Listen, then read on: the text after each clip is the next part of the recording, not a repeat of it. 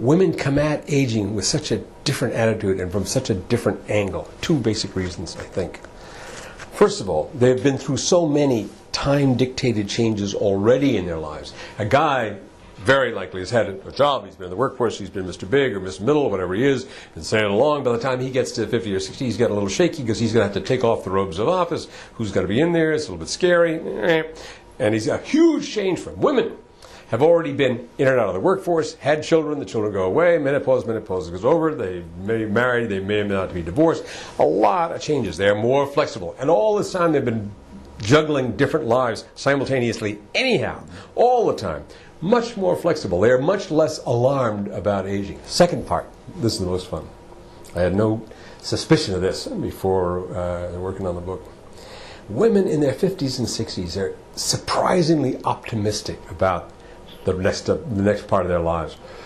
They've been taking care of the kids, they've been worrying about old Fred, and all of a sudden now the kids are gone, Fred's on his own, and they're thinking, now about me, how about it? Let's just focus on me for a little while and do some stuff.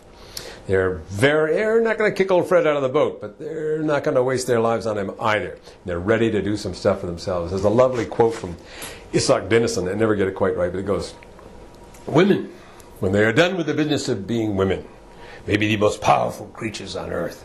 Lovely quote. And whenever I say that, they love it. They just do. It's surprising how universal that feeling is among women 50 and 60.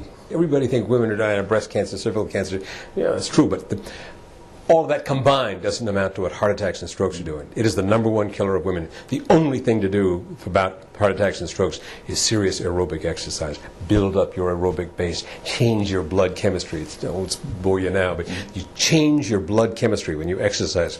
You send out anti-inflammatories rather than the other way around. You're sending different chemicals out when you're working out, and it is the great antidote to heart attacks, strokes, many cancers, and Alzheimer's of all things. You know, the thing that I'm so terrified, guys my age are just weak in the knees about Alzheimer's. The one thing you can do for yourself on that front is serious aerobic exercise. The other one, you know, the strength training, the weights. Everybody hates the idea of weights. Women and osteoporosis, serious business. We all lose 1% of our bone mass a year after the age of, 40, whatever it is. But women, after menopause, are losing bone mass at the rate of 2% a year. Woman falls down, breaks her hip, very common phenomenon. 50% of the women who break their hip will never walk independently again.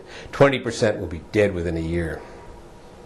Staggering numbers. And the only thing that really works is heavy weights, heavy physical exercise with weights on those pesky legs. You can take this and that pill, it'll help. It'll be like wrapping the bad leg in duct tape. But to build new bone, which is what you do when you do weight training, you got to do weights. So yeah, women need to weight. They need to exercise. You bet. They need it more than we do because they're going to live longer for one thing, and because they're more prone to osteoporosis.